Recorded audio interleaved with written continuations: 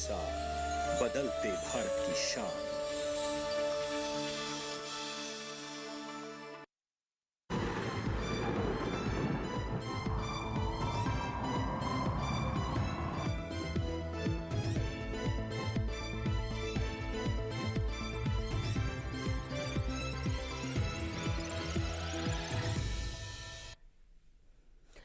नमस्कार, स्वागत है आपका मौसम खबर में। मैं हूं अंजू सिंह। मौसम खबर में जानेंगे अगले 24-48 घंटों में कैसा रहेगा मौसम का हाल, कहां होगी बारिश, कहां चलेंगी तेज हवाएं, तापमान की स्थिति कैसी रहेगी। लेकिन शुरुआत करते हैं 5 बड़ी खबरों के साथ। 5 बड़ी खबरों में आपको सिलसिलेवार तरीके से हम बताते हैं कौन से 5 राज्य जिनको लेकर ये खबरें आ रही हैं और जहां के लिए एक तरह से चेतावनी भी है। उत्तराखंड की बात करें तो गिने चुने हिस्सों में यहाँ पर पाला पड़ने के आसार है। कुछ क्षेत्रों में उत्तराखंड में पाला पड़ सकता है। पंजाब पर नजर डालें तो पंजाब से खबर आ रही है कई इलाकों में काफ़ी दिन ठंडा रह सकता है, यानी दिन के समय काफ़ी ठंडक यहाँ पर महसूस की जा सकती है। वहीं पूर्वी उत्तर प्रदेश पर नजर डालें तो कई स्थानों पर यहाँ पर घना कोहरा छाया रहेगा। आगे जानकारी दे दे आपको असम के बारे में, जहाँ पर इक्का दुक्का जगह पर काफ़ी घने कोहरे के यहाँ पर आसार बनते नजर आ रहे हैं। राजस्थान पर नजर डालते हैं, यहाँ कहीं कहीं चल सकती है शीतलहर, यानी कोल्ड वेव्स की यहाँ पर संभावना बनी हुई है। ये थी मौसम से जुड़ी 5 बड़ी खबरें। आइए हम नजर डालते हैं सर्द अपडेट पर, जिसमें हम ठंड के बारे में आपको बताते हैं कहाँ कैसी स्थिति रहने की संभावना है। फिलहाल आप पूरा मैप देख सकते हैं। जो क्षेत्र हरे रंग में है उनको लेकर कोई चेतावनी नहीं है, लेकिन जो क्षेत्र आप पीले रंग में देख रहे हैं वहाँ पर नजर बनाए रखने की आवश्यकता है, और जहां आप नारंगी रंग देख रहे हैं सावधान रहने की जरूरत है। अगर हम खासतौर पर पूर्वी उत्तर प्रदेश, पश्चिमी उत्तर प्रदेश और साथ ही हम हरियाणा की बात करें तो यहाँ पर कोहरा कुछ क्षेत्रों में काफ़ी घना कोहरा छा सकता है। वहीं अगर हम ऊपर उत्तराखंड और हिमाचल प्रदेश और साथ ही पंजाब पर भी नजर आए तो पंजाब में भी देख सकते हैं यहाँ पर भी काफ़ी दिन ठंडा रह सकता है, शीतलहर की संभावना है। और इसी तरीके से उत्तराखंड में भी शीतलहर चल सकती है, दिन काफ़ी ठंडा रह सकता है।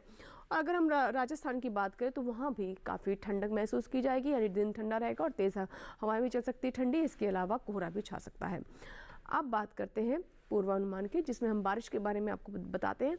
जम्मू कश्मीर, लद्दाख और साथ ही अगर हम यहाँ पर उत्तराखंड पर नजर डालें तो कहीं कहीं यहाँ पर बारिश हो सकती है। लेकिन वहीं अगर हम हिमाचल प्रदेश के बाद उत्तराखंड, पंजाब, हरियाणा, दिल्ली, पश्चिमी उत्तर प्रदेश, पूर्वी उत्तर प्रदेश की बात करें तो इन सभी क्षेत्रों में फिलहाल बारिश होने की कोई संभावना नहीं है। लेकिन हिमाचल प्रदेश, जम्मू कश्मीर और लद्दाख में बारिश हो सकती है, कहीं कहीं होने की संभावना है। उससे नीचे उत्तराखंड और उत्तर प्रदेश और हरियाणा, पंजाब कहीं भी बारिश की कोई संभावना नहीं है। पूर्वोत्तर की बात करें तो फिलहाल यहाँ पर भी अभी बारिश कहीं नहीं हो रही है। और इसी तरीके से अरुणाचल प्रदेश में भी अब बारिश थम चुकी है। असम, मेघालय, नागालैंड, मणिपुर, मिजोरम, त्रिपुरा, उप हिमालय, पश्चिम बंगाल, सिक्किम, साथ ही बिहार, झारखंड और उड़ीसा की हम बात कर लेते हैं, यहाँ कहीं भी बारिश की फिलहाल कोई तस्वीर बनती नजर नहीं आ रही है। दक्षिण की बात करें तो आप देख सकते हैं कि यहाँ पर तमिलनाडु, पुडुचेरी में कहीं कहीं बारिश हो सकती है, लेकिन केरल में अब फिलहाल बारिश नहीं हो रही, कोई भी बारिश के यहाँ पर संकेत मिलते नजर नहीं आ रहे हैं। इसी तरीके से आप ऊपर के जो राज्य आप देख सकते हैं, तटीय आंध्र प्रदेश, यहाँ पर भी कहीं भी बारिश के कोई आसार नहीं है। मध्य भारत की ओर रुख करें तो आप देख सकते हैं मध्य प्रदेश में, पूर्वी मध्य प्रदेश, पश्चिमी मध्य प्रदेश कहीं भी बारिश की कोई आसार नहीं। छत्तीसगढ़, विदर्भ, मराठवाड़ा, मध्य महाराष्ट्र और साथ ही कोंकण, गोवा, इसके अलावा अगर हम गुजरात और राजस्थान की बात करें तो यहाँ भी बारिश के फिलहाल कोई आसार नहीं है। अब बात करते हैं मौसम की चाल की, यानी पिछले 24 घंटों में मौसम का मिजाज कैसा रहा। शुरुआत करते हैं पंजाब, हरियाणा से। तो आप देख सकते हैं कि पंजाब में भी कहीं कहीं काफ़ी घना कोहरा रहा, दिन के वक्त काफ़ी ठंडक महसूस की गई। यहाँ पर भी शीतलहर का आलम लगातार बना हुआ और इसी तरह के हालात हरियाणा में भी दर्ज किए गए। वहीं अगर हम पश्चिमी उत्तर प्रदेश की बात करें तो यहाँ कुछ क्षेत्रों में घना कोहरा रहा। पूर्वी उत्तर प्रदेश में भी कहीं कहीं घना कोहरा छाया रहा।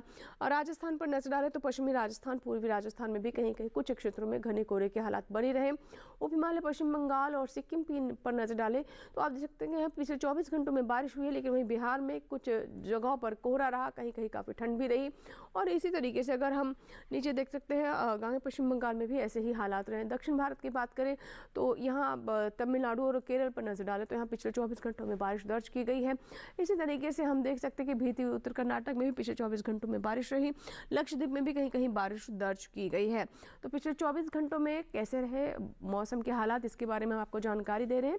और इसी में अब आपको मध्य भारत के बारे में भी बताते हैं, जिसमें आप देख सकते हैं पूर्वी मध्य प्रदेश में कहीं कहीं पिछले 24 घंटों में बारिश हुई, पश्चिमी मध्य प्रदेश में भी बारिश दर्ज की गई, छत्तीसगढ़ में भी कुछ क्षेत्र ऐसे रहे जहाँ पर बारिश रही और इस तरीके से विदर्भ, मराठवाड़ा, मध्य महाराष्ट्र, कोंकण, गोवा सभी जगहों पर पिछले 24 घंटों में बारिश दर्ज की गई। लेकिन अगले 24 से 48 घंटों में फिलहाल यहाँ पर बारिश के कोई संकेत नहीं है। इसी के साथ ही मौसम खबर में यहाँ वक्त एक छोटी सी ब्रेक, अब कहीं मत जाइएगा, देखते रहे मौसम खबर।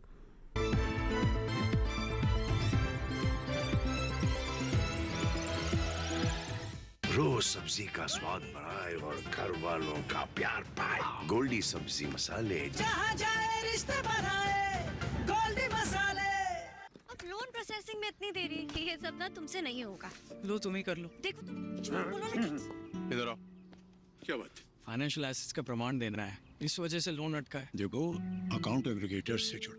अकाउंट एग्रीगेटर बैंक इत्यादि के पास उपलब्ध आपकी वित्तीय जानकारी को आपकी स्पष्ट सहमति से ऋण देने वाली वित्तीय संस्थाओं से साझा करता है। पापा, it is so easy. RBI कहता है जानकार बनिए, सतर्क रहिए।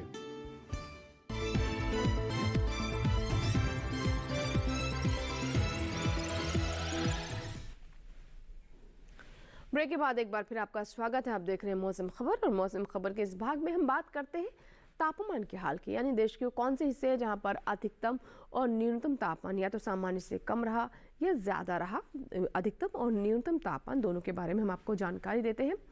तापमान के हाल में पहले हम न्यूनतम तापमान की बात करते हैं, जिसमें आप देख सकते हैं कि छत्तीसगढ़ और मध्य महाराष्ट्र में तापमान 5 डिग्री सेल्सियस से ज़्यादा रहा, यानी सामान्य से 5 डिग्री सेल्सियस यहाँ पर न्यूनतम तापमान अधिक दर्ज किया गया, ऊपर दर्ज किया गया।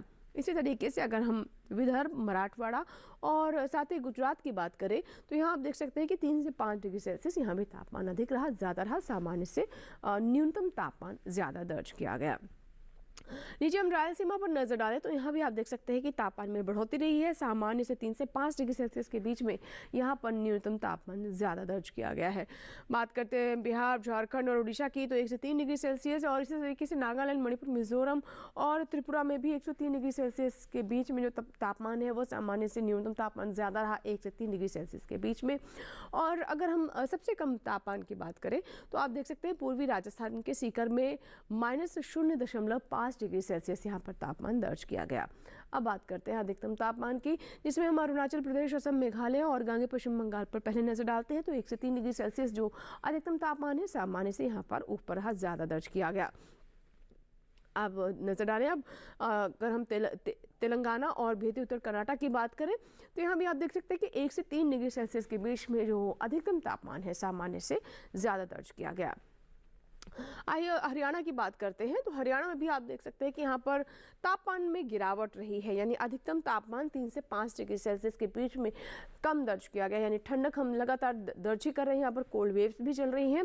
इसी तरीके से अगर हम पश्चिमी उत्तर प्रदेश, पूर्वी उत्तर प्रदेश और साथ ही पंजाब पर नजर डालें तो आप देख सकते हैं कि यहाँ भी तापमान जो अधिकतम तापमान है सामान्य से 1 से 3 डिग्री सेल्सियस के बीच में कम दर्ज किया गया है।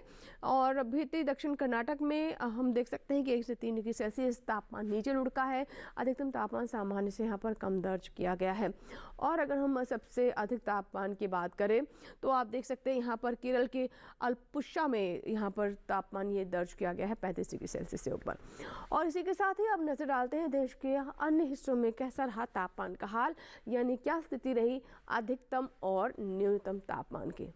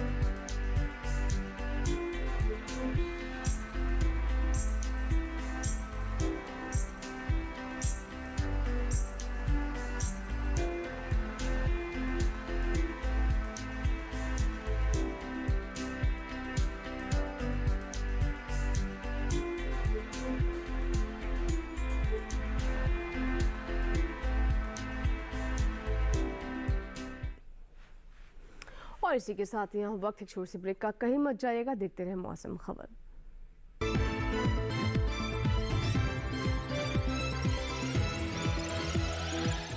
रोज सब्जी का स्वाद बढ़ाए और घर वालों का प्यार पाए। गोल्डी सब्जी मसाले। जहाँ जाए रिश्ते बढ़ाए गोल्डी मसाले।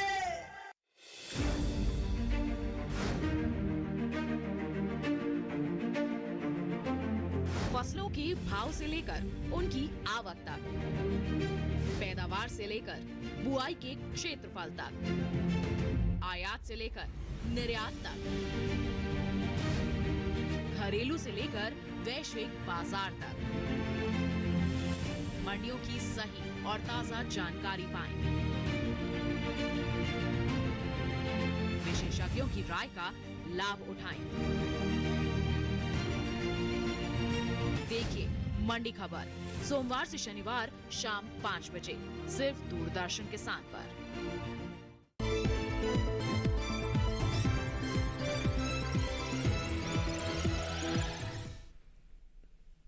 ब्रेक के बाद एक बार फिर आपका स्वागत है। आप देख रहे हैं मौसम खबर और आइए मौसम खबर में अब बात करते हैं एयर क्वालिटी इंडेक्स यानी वायु गुणवत्ता की। देश के जो प्रमुख बड़े शहर हैं वहाँ की हवा की स्थिति क्या रही, वायु गुणवत्ता कैसी रही, संतोषजनक नज़र आ रही है, बिगड़ी हुई है, ख़राब है, बहुत ख़राब है। राजधानी दिल्ली से हम शुरुआत करते हैं जहां आप देख रहे हैं कि हालात अभी भी नहीं सुधरे हैं। 403 है यहाँ की वायु गुणवत्ता जो कि काफ़ी ख़राब देख रहे हैं आप।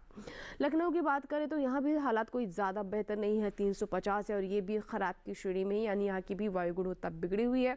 पटना में भी हालात वैसे ही बिगड़े बने हुए हैं, 333 है यहाँ की वायु गुणवत्ता और ये भी ख़राब की श्रेणी में है। आगे आपको जानकारी देते हैं बेंगलुरु के बारे में। 51 है जो कि फिलहाल अच्छे की श्रेणी में है, यानी 50 से ऊपर है, इसीलिए हम यहाँ पर इसे अच्छे की श्रेणी में रख रहे हैं।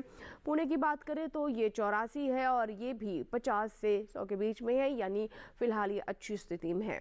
पुणे के बाद आइए नज़र डालते हैं अब हैदराबाद पर। तो यहाँ आप देख सकते हैं कि वायु गुणवत्ता फिलहाल यहाँ भी बिगड़ चुकी है, 314 है जो कि ख़राब की स्थिति में है। कोलकाता पर नजर डालते हैं तो यहाँ पर भी वायु गुणवत्ता काफ़ी समय से बिगड़ी हुई है और 327 आप देख रहे हैं जो कि फिलहाल ख़राब की स्थिति में है। मुंबई की बात करें तो फिलहाल अब यहाँ पर हालात जो है संतोषजनक हो गए हैं, 107 है मुंबई की वायु गुणवत्ता और ये संतोषजनक स्थिति में है। अहमदाबाद की बात करते हैं, 115 है और ये भी फिलहाल संतोषजनक श्रेणी में है अहमदाबाद में वायु गुणवत्ता। आगे अब नज़र डालते हैं पर्यटक स्थल जो है हमारे देश के पर्यटक स्थल, वहाँ का मौसम पूर्वानुमान कैसा रहेगा, यानी अगले 4 दिनों में मौसम कैसा रहने वाला है। जम्मू कश्मीर के श्रीनगर से हम शुरुआत करते हैं, जिसमें अगर आपको शनिवार के बारे में बताएं तो यहाँ पर बादल छा सकते हैं, धूप भी निकल सकती है और अगले 3 दिन यहाँ पर चटक धूप रहेगी। आसमान बिल्कुल क्लियर रहेगा, खिली हुई धूप होगी।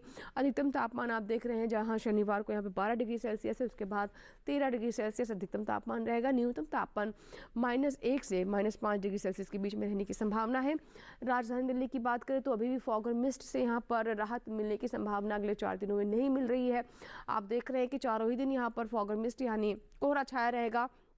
कुछ क्षेत्र में घना कोहरा भी रह सकता है और इससे विजिबिलिटी भी प्रभावित होगी। अधिकतम तापमान आप देख रहे हैं यहाँ पर 18 से 19 डिग्री सेल्सियस है, यानी जहाँ रविवार को यहाँ पर अधिकतम तापमान 19 डिग्री सेल्सियस है, वहीं अन्य दिन 18 डिग्री सेल्सियस है।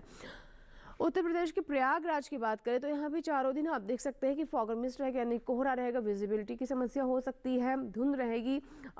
सूरज अगर हम कहें कि तो बहुत ज़्यादा यहाँ पर निकलने के आसार नहीं है, यानी धूप नहीं होने की संभावना है। अधिकतम तापमान आप देख रहे हैं कि पहले 3 दिन 21 डिग्री सेल्सियस है और मंगलवार को 22 डिग्री सेल्सियस। न्यूनतम तापमान भी पहले 3 दिन 11 डिग्री सेल्सियस। पश्चिम बंगाल के दार्जिलिंग की बात करें तो पहले 2 दिन फॉग और मिस्ट की स्थिति रहेगी, कोहरा रहेगा कुछ क्षेत्रों में, लेकिन अगर हम बात करें सोमवार और मंगलवार की तो यहाँ पर आप देख सकते हैं कि बादल छाए रह सकते हैं, लेकिन बीच बीच में धूप भी खिलती रहेगी।